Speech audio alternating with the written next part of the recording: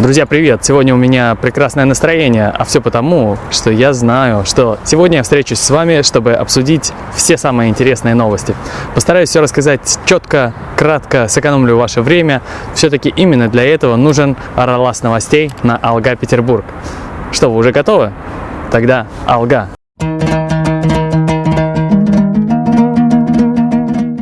Клип на южнокорейскую детскую песню Baby Shark «Маленькая акула» стал первым в истории роликом, набравшим 10 миллиардов просмотров на видеоплатформе YouTube. Видеоролик, впервые размещенный на YouTube 18 июня 2016 года, набрал 32 миллиона лайков и уже увеличил количество просмотров до 10 миллиардов. Невероятный результат, хотя я знаю, как дети сейчас увлечены интернетом, и совсем не удивлен. Все-таки это детская песня, но самое забавное, что она ужасно заразная. Даже сейчас, когда я рассказываю вам эту новость, она играет у меня в голове. И я боюсь, что теперь я буду мучиться от нее до конца выходных. Кстати, сама песня на самом деле появилась в 70-х годах 20 века в детских лагерях США.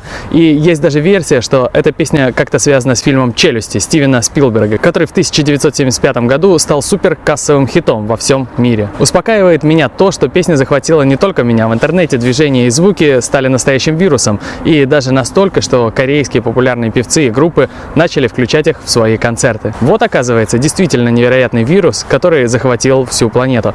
Кстати, я сейчас подумал, кажется, я знаю стопроцентное лекарство от таких заразных вещей. Не буду говорить, уверен, вы уже догадались, какое.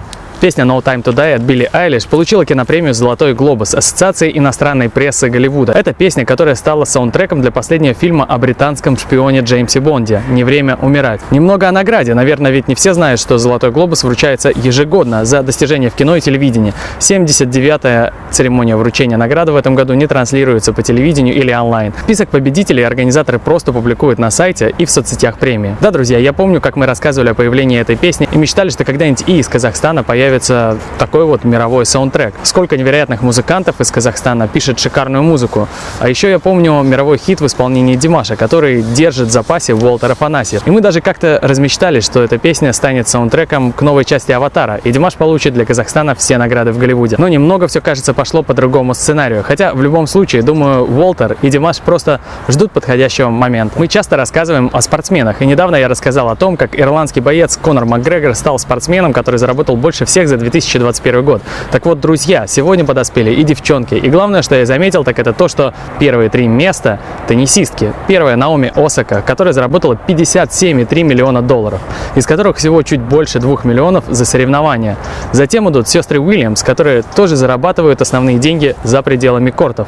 Вот такие дела. Я раньше думал, что спорт номер 1 это футбол, но теперь понятно, что спорт номер 1 это женский теннис. И, наверное, всех своих девочек родители теперь будут отправлять не на гимнастику, не на танцы, а на теннис. Друзья, в нашем Араласе новостей особое место занимают новости о нашем учителе Димаше Кудайбергене, вокалисте из Казахстана, который как раз и познакомил нас с этой невероятной страной. Так вот, Димаш на 2-м месте в Billboard по итогам прошедшей недели. И на самом деле это невероятно круто, ведь это произошло несмотря на то, что в Казахстане столько времени не было интернета. И, кстати, 2-е место – это высшая позиция его песни в чарте Billboard за 10 недель присутствия Димаша в этом рейтинге.